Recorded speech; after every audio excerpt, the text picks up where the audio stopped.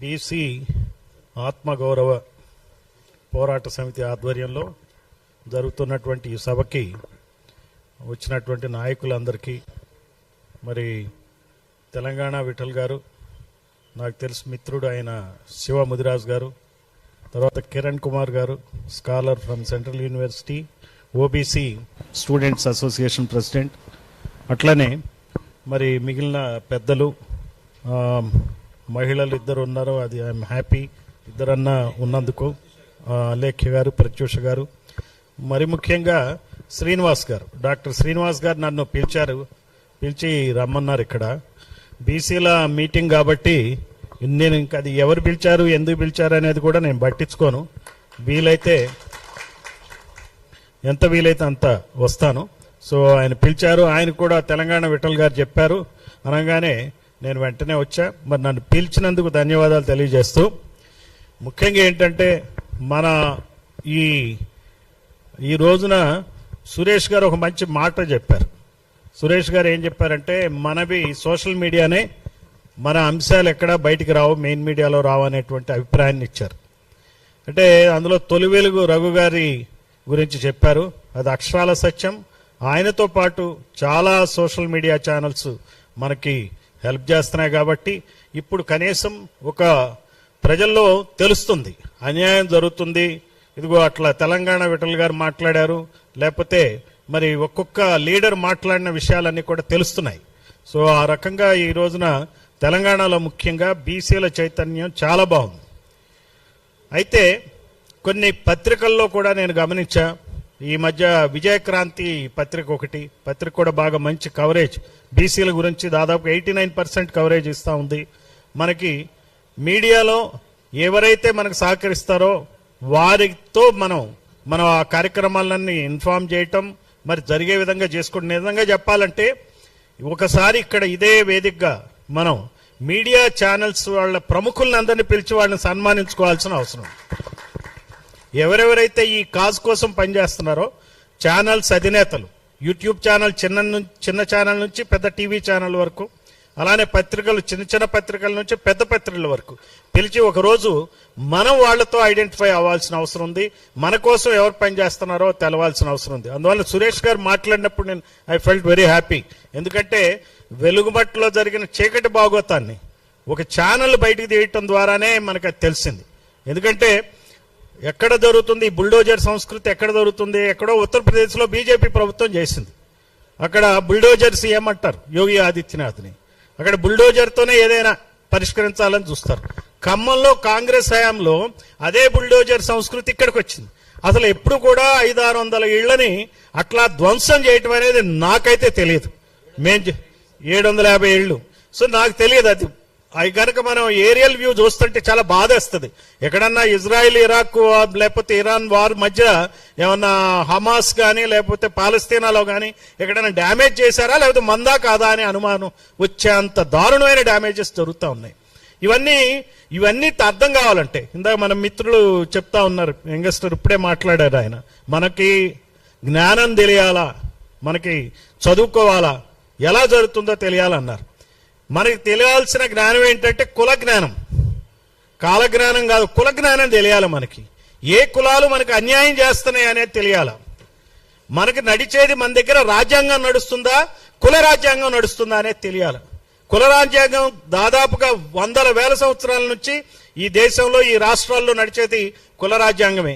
ఈ కుల రాజ్యాంగంలో ఉన్నటువంటి పద్ధతుల వల్లనే ఈ రోజున 41 బీసీ ఆత్మగౌరవ భవనాలు ఆ దుస్థితిలో ఉన్నాయి.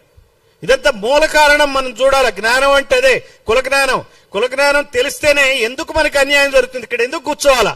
చూడండి ఎంత మాయ చేస్తారో. 2018లో ఏ రకంగా చెప్పారు, ఎలక్షన్లు వస్తున్నాయి, బీసీ లోట్లు కావాలా, ఎస్సీ లోట్లు కావాలా, ఎస్టీ లోట్లు కావాలా, ఏదో దళిత కుటుంబాలకి ప్రతి కుటుంబానికి 10 లక్షలు ఇస్తామని చెప్పటం, ఆ తర్వాత ఈ కుల సంఘాలను అందరినీ ఆకట్టుకోవడం కోసం మళ్ళీ ల్యాండ్స్ ఇవ్వటం, వాళ్ళందరూ ఆ పార్టీకి పనిచేయటం కోసం ట్రస్ట్లు ఏర్పాటు చేసుకోండి, మీరే ఆ ల్యాండ్ని మీరే డబ్బులు ఇస్తాం, మీరే వాడుకోండి అని చెప్పారు. దీని వెనకాల అంతా కూడా ఒక కుట్ర ఉంటుంది, అది గమనించాలి.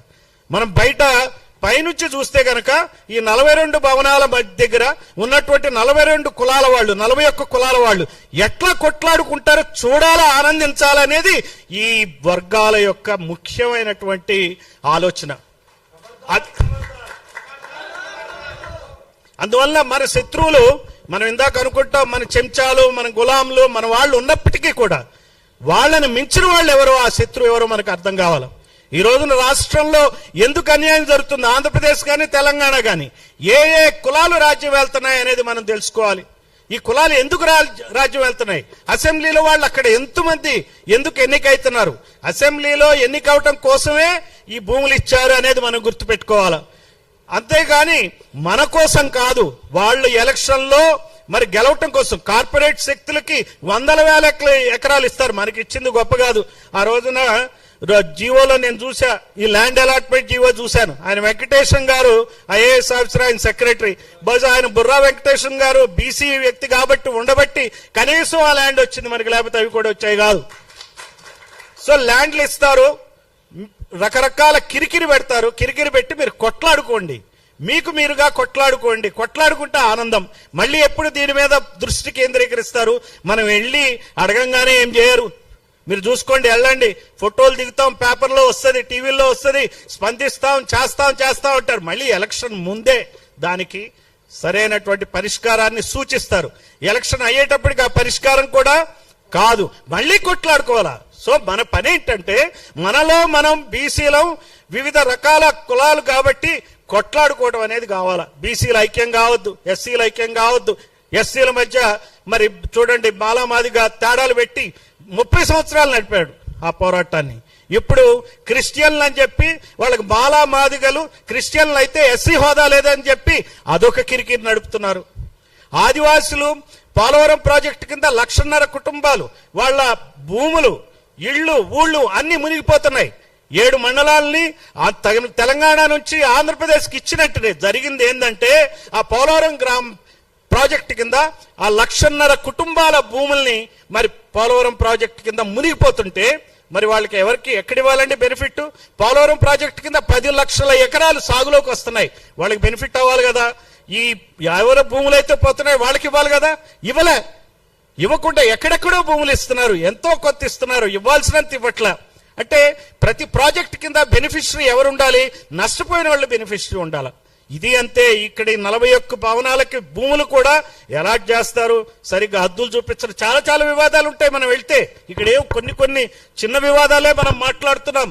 తర్వాత ట్రస్ట్ పెట్టడం ఏంటి, మిమ్మల్ని కట్టుకోవడం అంటే ఏంటి, డబ్బులు రిలీజ్ చేయటం అంటే ఏంటి, ఈ ట్రస్ట్ చైర్మన్లు మరి టెండరు ఒక ప్రొసీజర్ ఫాలో కాకుండా నామినేషన్ పద్ధతులు ఇవ్వటం ఏంటి, తర్వాత వాటిని అద్దెలకు ఇవ్వటం ఏంటి, ఏంటిది జరిగేది? ఇదంతా తెలియకుండా జరుగుతుందా? ఈ వర్గాలకి కాదు. మనల్ని కమ్మారెడ్డి వలం వర్గాలు మనం కొట్లాడుకోవాలనే ఇలాంటివన్నీ చేస్తాయి. ఐక్యం కాకూడదు, కొట్లాడుకోవాలనే చూస్తారు కాబట్టి మనం అది గమనించాలి. కుల జ్ఞానంతో మనం వ్యవహరించినప్పుడే ఈ రాజకీయాలు అర్థమవుతాయి. అందుకనే ఈ భవనాల దగ్గర మనం చేయాల్సిన పని ఏంటంటే, మన వాళ్ళని సమీకరించి అక్కడ హెచ్చరికగా ధర్నాలు చేయాలా, ఉద్యమాలు చేయాలా.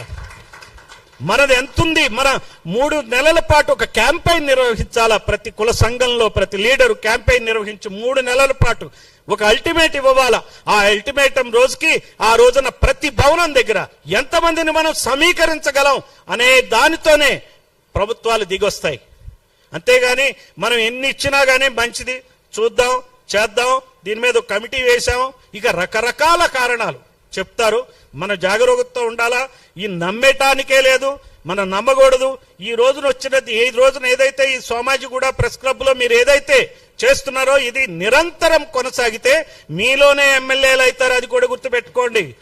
దీని వేదికగా మీలో ఎమ్మెల్యేలు కావాలా. రేపొద్దున వచ్చేటువంటి ప్రతి ఎలక్షన్ లో కంటెస్ట్ చేసే విధంగా తీసుకోవాలా. ఆ రకంగా ముందుకెళ్లాలా. ఇదేదో ఒక భవనం కట్టుకున్నాం అయిపోయిందంటే కాదు. ఇందాక చెప్తున్నారు మన తెలంగాణ విఠల్ గారు ఏమంటున్నారు, దాంట్లో స్కిల్ డెవలప్మెంట్ సెంటర్స్ ఎన్నో ఉన్నాయి, ఎన్నో స్కీమ్స్ ఉన్నాయి. చేస్తే ప్రభుత్వం ఏమైనా చేయొచ్చు, చేయదలుచుకోలే, అది గుర్తుపెట్టుకోవాలి. మనం వాళ్ళని చేసేట్టు చేయాలంటే మన యొక్క నంబర్ గేమ్ ఏదైతే ఉందో అది చేయాలా. ఉన్నటువంటి ఎమ్మెల్యేలని నిలదీయాలా. నిలదీసి తెలంగాణ ఉద్యమం ఎట్లయితే చేశారో బీసీ ఉద్యమం అలానే చేయాలా. తెలంగాణ ఉద్యమంలో కూడా గమనించాం, గమనించింది ఏంటి? కాంగ్రెస్ లో ఉన్నటువంటి తెలంగాణ లీడర్లు ఎవరైనా కానీ డిఫెన్స్ లో పడ్డారు. తెలంగాణ ఉద్యమం తీవ్రంగా ఉంటే ప్రతి లీడరు, ప్రతి పార్టీ వాడు డిఫెన్స్ లో పడ్డారు. అలానే ఈ రోజున మన బీసీ లీడర్లు ఏ పార్టీలో ఉన్నా వాళ్ళు డిఫెన్స్ లో పడే విధంగా బీసీ ఉద్యమాన్ని తీసుకెళ్ళినప్పుడు వాళ్లే అడుక్కుంటారు, వాళ్లే తెచ్చుకుంటారు, వాళ్లే మన దగ్గరకు వచ్చి చెప్తారు, నేను చేస్తున్నా తమ్మి, పని అయిపోయింది తమ్మి, రేపు ఆర్డర్ వస్తుంది తమ్మి, నేను బాగా కట్టిపేస్తా తమ్మి, నేను కూడా ₹1 కోటి ఇస్తాను తమ్మి అని రకరకాల వాదనలు చెప్తారు. ఆ రకంగా ఉద్యమించాలి కానీ మనం మామూలుగా మాట్లాడితే అయ్యేది కాదు. మరి అవకాశం ఇచ్చినందుకు మీకు మరి మిగిలిన పాత్రికేయులందరికీ కూడా ధన్యవాదాలు తెలియజేస్తూ సెలవు తీసుకుంటున్నా. ఈ సందర్భంగా తెలంగాణ ఎమ్మెల్యేల కులగణన మీద కొన్ని బుక్స్, చిన్న బుక్ ఇది చదవమని చెప్తున్నా. ముదిరాజులు ఎంతమంది ఉన్నారు, అందరికన్నా ఎక్కువ ఉన్న ముదిరాజుల యొక్క ఎమ్మెల్యేలు ఎంతమంది ఉన్నారు, తక్కువ శాతం ఉన్నటువంటి కమ్మారెడ్డి వెలమలు వాళ్ళ పర్సంటేజ్ ఎంత, 100కి 300కు ఒక్క వెలమ ఉంటే 13 మంది ఎమ్మెల్యేలు ఉన్నారు ఇక్కడ, గమనించాలా. కానీ 150కి ఒక కమ్ము ఉంటే 4 ఎమ్మెల్యేలు ఉన్నారు, ఒక మంత్రి, మళ్ళీ పవర్ఫుల్, కావాల్సిన పనులు అవుతాయి. 100కి 5 ఉన్నటువంటి రెట్లు ఎమ్మెల్యేలు ఎంతమంది ఉన్నారు, 43 మంది ఉన్నారు. మొత్తం కలిపి 5 ఉన్నారు వాళ్ళు. 100కి 5 ఉన్నటువంటి కమ్మారెడ్డి వెలమలు ఎమ్మెల్యేలుగా 60 మంది ఉన్నారు. 119 సీట్లున్న అసెంబ్లీలో 60 మంది అంటే సగానికి సగం. రేపు మహిళా రిజర్వేషన్లు వస్తాయి, అందులో కూడా రకరకాలైనటువంటి మార్పులు జరుగుతాయి. వాళ్ళ భార్యల్ని రకరకాల పద్ధతుల్లో, ఈవెన్ రిజర్వేషన్ ఉన్న రిజర్వేషన్లో కమ్యూనిటీని పెళ్లి చేసుకునైనా సరే ఎమ్మెల్యేలుగా నిలబెట్టుకునేటువంటి ద్రోహపూరితమైన చర్యలు జరుగుతాయి. ఈ ఇండియన్ కాన్స్టిట్యూషన్, ఈ రాజ్యాంగాన్ని వాళ్ళ యొక్క రాజకీయ ఎన్నిక ప్రక్రియ ద్వారా వాళ్ళ చేతుల్లోకి తీసుకుని కుల రాజ్యాంగాన్ని అమలు చేస్తున్నారనే విషయం గమనించాలని చెప్పి, ఆ జ్ఞానంతో ముందుకు పోవాలని చెప్పి, దానికి సంబంధించి ఒక చిన్న బుక్లెట్ నేను ఇస్తాను, ఈ సందర్భంగా ప్రదర్శించమని చెప్పి కోరుతున్నా. దాన్ని కవరేజ్ చేసిన ఒక చిన్న మెటీరియల్ కూడా విజయక్రాంతిలో వచ్చింది, అది కూడా చదవమని చెప్పి కోరుతూ సెలవు తీసుకుంటున్నా. Thank you. Thank you sir.